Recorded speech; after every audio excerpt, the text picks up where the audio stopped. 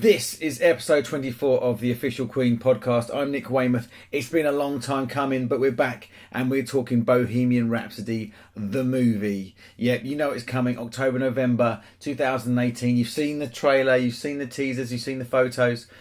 I sat down with Greg Brooks, Queen's official archivist, to talk about his role behind the scenes, facts, figures, providing props, you name it, he was at it. We also talk about a few other little bits and bobs in regards to the archive, future projects, etc. You know us, it's a bit waffly, it goes on a bit, but that's us. Hope you enjoy it. We'll see you again soon. Take care.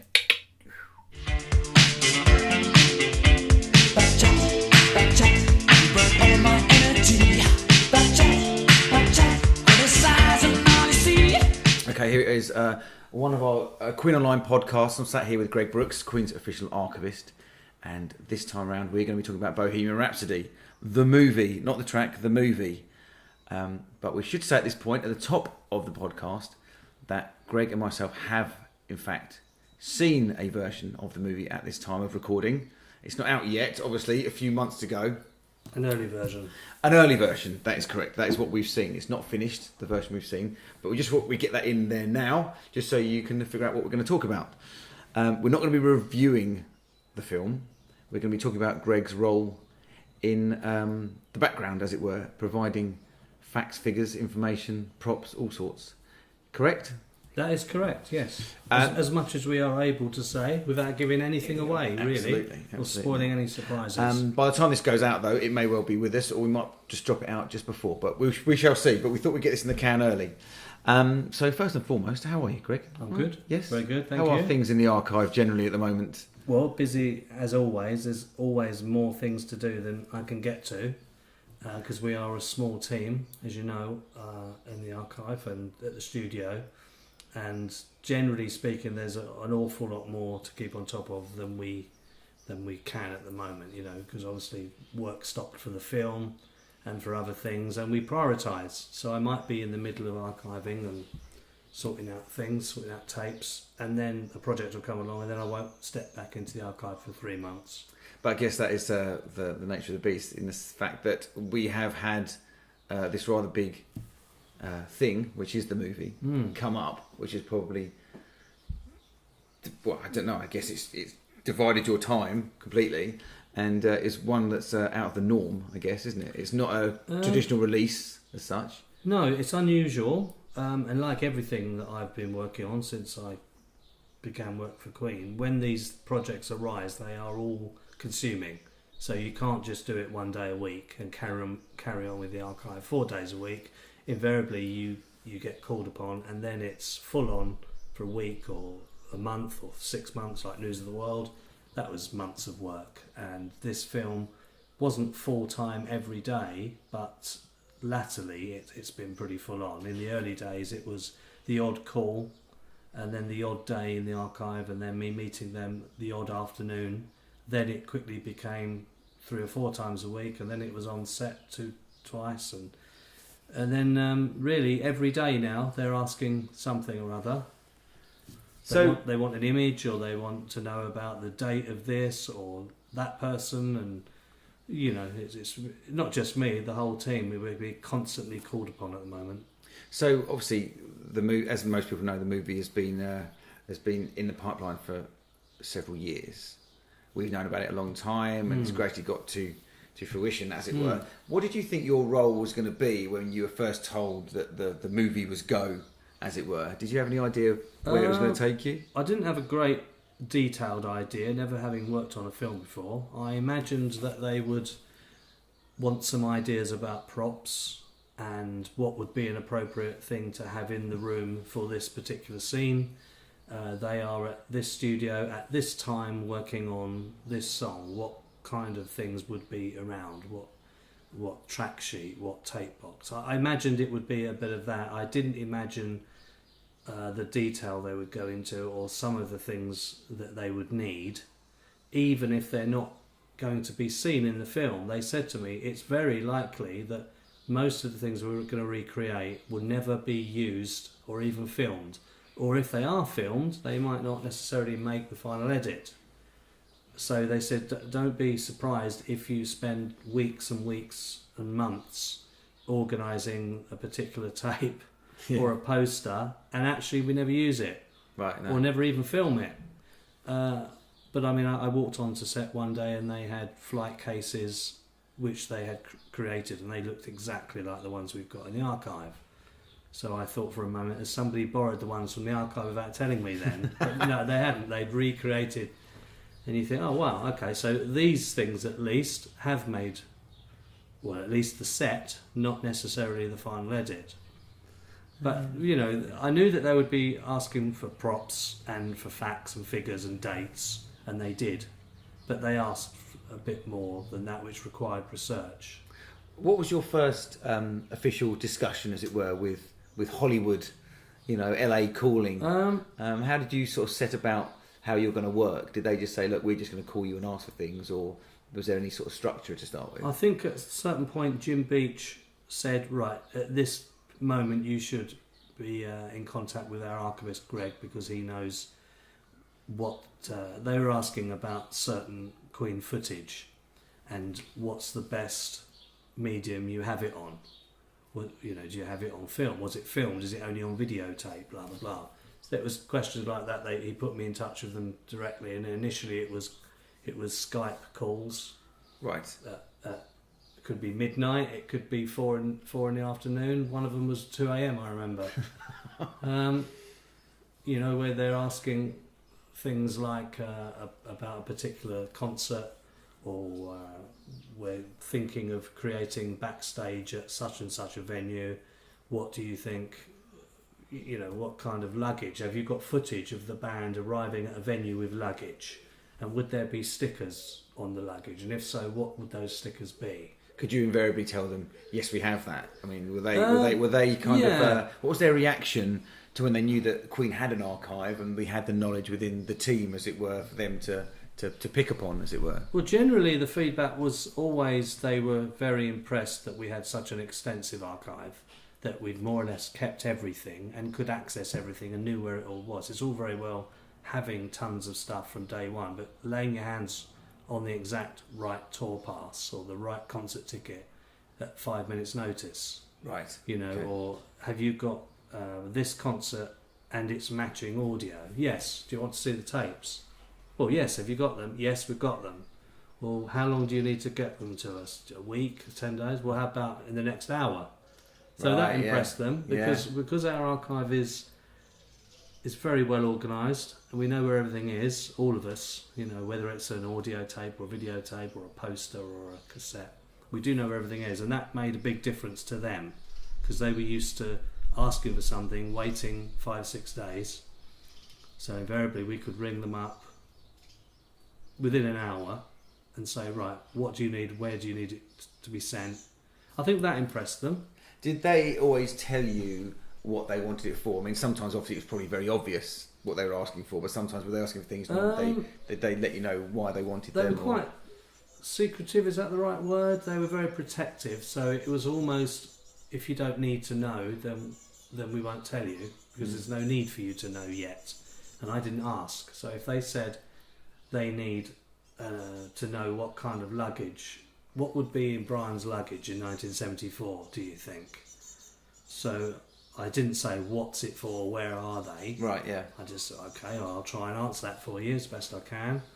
Sometimes I'd have to go back to the band. I didn't know what Brian was drinking in 74. If he had a tipple at the bar, I didn't know if he was drinking Guinness then or what. Yeah. You know, I'm not, you know, yeah, well, would you? No, yeah. No. Or I didn't know what socks John was wearing in 84 or something. Yeah. So you'd have to do a bit of research or gather photographs from that period, you know. What was the very first thing they asked for? Do you remember? What was the very first thing? One of the first things they asked me was that, strangely enough. One of the first things they were most interested in was costume. So the costume people came down to the archive and examined at great length everything we had. The stitching, the buttons, the colours, the fabric, the texture, the label, every detail really. So they were quite interested in that. And one of the questions when they went away, about 2 weeks later, they came back and said, right, well, now we're creating costume. Again, might not actually be used in the film. Some of it will, Some of it definitely will, some of it might, and some of it won't. But for example, for a particular scene in, I think it was 82 or something, we need to know what kind of socks Roger and John were wearing. As if I would know that off the top of my head. Exactly. You know? I'm not sure you have a sock database in the archive or anything we've got like many that. things. We've got a posters database and a gold discs database, but no, we haven't got band members' socks. No. I was going to say, what was the strangest request you had from them? Was that the strangest one? Socks? Is there anything out there? Stickers on cases. No, they not really. I mean, when I think back now, what seemed strange at the time, having been on set, you think, oh, okay, I get it now. The camera's panning up from the feet upwards. Right. And you're going to see these socks if they use this particular clip. You're going to see these boots and the socks and the laces. And if the jeans aren't right and don't match the boots, not that I'm any kind of costume expert, because I'm not. Of course. But I could provide photographs from... and outtake photographs as well, not just published ones. Yeah. So they could blow up these high-res images and have a good look at socks and shoes, and they did, and belts and belt buckles and buttons, because there's going to be some bright spark that says those buttons on that jacket didn't come into being until 84, and here we are in 77. Yeah. You know, they were worried about that stuff. They were really worried that they didn't have the wrong tape or the wrong item in the wrong set. So you said their team came down to see you at the archive. Yeah. So you actually met and all that, so you showed them what we got. I bet they were quite impressed, weren't they? Yeah, they were surprised at how much stuff had survived since the very earliest. I remember showing them tour programs and passes, and they said, "Oh, these are all reproductions." I said, "No, these are original, because they're in such good condition. Brian kept everything, and we've kept them in a temperature-controlled environment for 20 years that I've been around anyway." And they're all in little protective bags, and so they're in great condition, and they look like they were printed yesterday, but in fact some of them are 40 years old. Amazing. So they were really impressed with how much stuff there was and the condition of it, and that we knew where everything was. But that made their job easier, didn't it? It did, yeah. I mean, that was the thing. I mean, my brief from Jim was help them as much as you can, make their life, like you say, as easy as you can, and try and make it a painless process, and that's what we did. So you've been through this over quite a long period, sometimes daily, sometimes weekly, sometimes more than others, and then eventually you mentioned you made it down to set. It might be quite nice to see that all realised in front of you, of where your work's gone into, or what they've done with it, and what was it like on set then? Well, I mean, for me, everybody in the Queen team, we all did different things. So I think if you speak to Justin and Chris and other people, their experience would have been different to mine, and they would have been looking for or listening to different aspects than me. So I was particularly interested in have they used that Bohemian Rhapsody tape that they asked me to dig out of the archive, and I spent half a day looking for exactly the right one. Have they used it? Oh, there it is. How interesting, but will it actually make it to the final edit? Remains to be seen, but there was so much to take in, it was a bit overwhelming, really. I'd never been on a movie set before, and here I was watching these four people that I've only ever seen in photograph or film from this period, but here they are, living and breathing and talking, interacting with each other in the same room that I'm at. I felt like I was there watching, the Trident. We were at Trident. I was going to say, what scene were you? Yeah, I don't want to give too much away. We were at Trident Studios recording in the early 70s, an iconic song, and it was quite shocking to watch the John character and Gwilym as Brian, really very convincing. And you think, my God, there's Brian over there. And then your brain says, no, that can't be right, because he doesn't look like that anymore. This is 74 or 72 or whatever it is. But to the way you perceive it, your brain tells you that you're watching something of the time. It doesn't really grasp it in real time, that this is 21st century. It's a bit of a strange experience, really. Jarring. I can only imagine what it would have been like for Brian and Roger, for me to walk in there and be present in that moment, or at least feel like you are. No, yeah, like we said at the beginning of the chat, that we've seen it, and the first couple of minutes watching it, it's a bit jarring. It takes a little while to get used to, because we work very closely with this, so I understand that, and the fans will be similar, but it's quite strange the first couple of minutes. You have to then get yourself into the film, weird, and you absorb yourself, and it's okay. But well, any other film you go to watch, if you I just watched a film last night, a Churchill one, with, I can't think what his name is. Gary Oldman. Yeah. When I sit and watch a film like that, I'm immediately just focusing on the dialogue and the pictures and the images and the storyline. But with the Queen thing, we can't really put those things to bed immediately. You're immediately struck by Freddie, and my God, he looks like Freddie, and he's, and this guy sounds like Brian and walks like Brian. And is he going to do the little mannerism? Yes, he is. Is John going to do that little look? Yes, he is.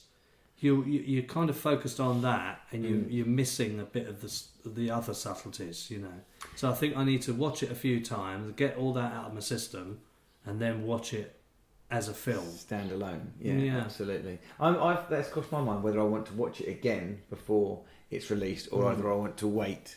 No doubt I'll have to watch it again a couple of times. But so Queen's work is always very varied for you, but contributing to a film has obviously been quite a different one. Enjoyable very one? Different. Very enjoyable, because I met some very unusual people who do unusual work. A man that creates historic costumes for a living. That's all he does. He's quite an unusual guy. And it's Julian, his name was. And He was an unusual man with an unusual outlook. And I suppose, as you'd expect for someone doing that sort of job. So there were many people doing brilliant work and really got a great focus and very meticulous. And as you know, everybody that works for Queen has to be the same way.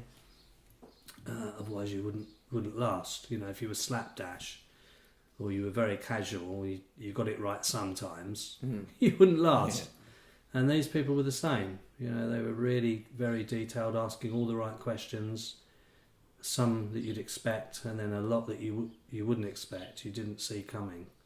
Can you tell us this? Can you find out that? Can you send us a photograph of this? Is there anybody left that I can speak to about fabric? There's a few people. I don't have to research and find out, because we want to talk to people about how this particular garment should flow. Should it flow lightly and wave about on stage, or should it stay close to Freddie's legs like a heavier? You'd have to speak to somebody with more experience of costume than I did. But that kind of level of detail. Was it nice for you in that you had to go and research different things in the archive you maybe hadn't looked at for a while, or things you hadn't, certain boxes you hadn't opened, or you were asked certain things saying, actually you hadn't really looked at those things for a long time, or... It wasn't so much enjoyable as it was intriguing. Yeah. Trying to, without asking, why on earth would you want that? Why are you asking me this, I wonder? I didn't ask the question. Sometimes I did. I'd say, I don't mind looking into that for you, but why on earth do you need to know that? But like I say, only when you're on the set do those things become obvious. I see. I really get it now, why you'd need to know what actual brand of cigarettes, because you're going to pan in onto that packet, because it's on the control desk when they're in the studio with this person who's going to interview them, So I was intrigued more than...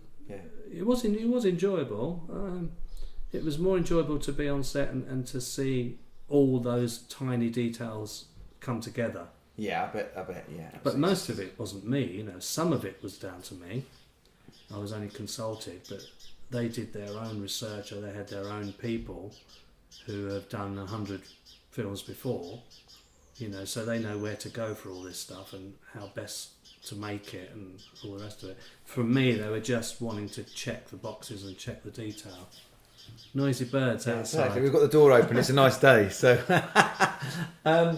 So, moving on from the film, the archive's busy as ever. Anything else you're working on that you can reveal at all without us giving too much away? We're always working on, as you know, working on more than one thing. I mean, Richard Gray and I are working on these D'Agostini LP. Currently rolling out, aren't they? Yep. Yeah, and again, these people are pretty precious and pretty careful in what they want from us, and so we're releasing all albums, all the studio albums, live albums as well. A couple of compilations in there. Yeah, some comps, the hits, all 3 hits. On air, will be there 25 albums. Some are triple albums, some are double albums. Some I can't think off the top of my head. I think Wembley, for example, is going to be a triple vinyl for the first time ever.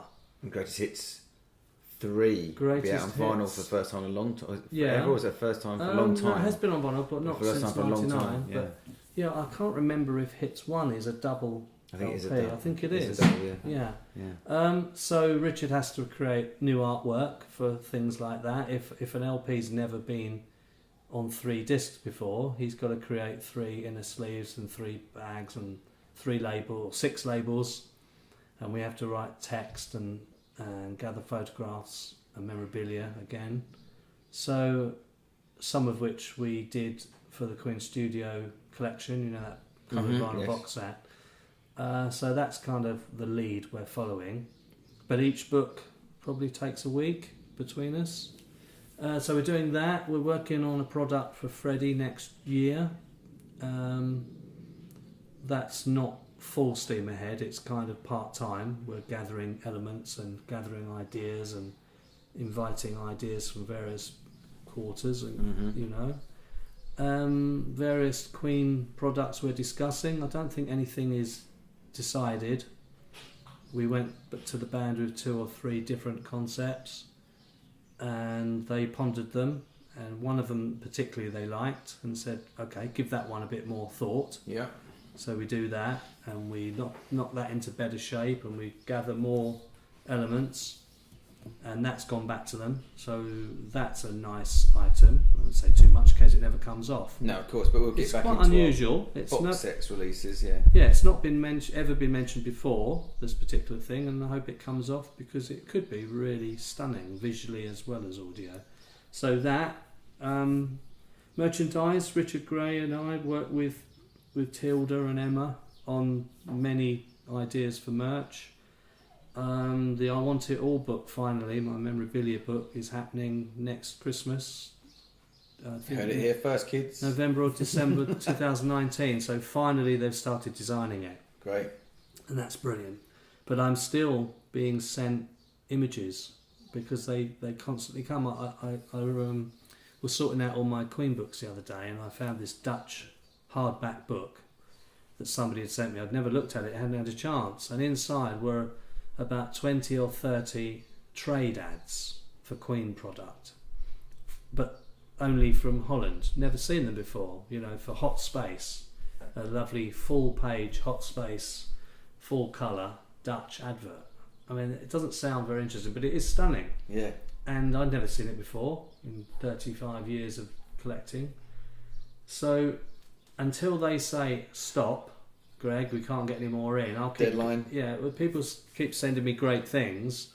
If they're better than some of the things that are in there already, then I'll replace what's in there. Great. Somebody sent me a Chinese News of the World advert. It's a ridiculous thing, a strange, peculiar thing with some robot adaptation you couldn't possibly imagine. So I want to get that in, albeit it's black and white. So I Want It All is happening. And the Queen Live book, we're working on that. I had a couple of offers of help on that, couple of people, and that's appreciated because it's such a big project. Yeah. I just said, okay, look, have a look at that for me. Check this, check that.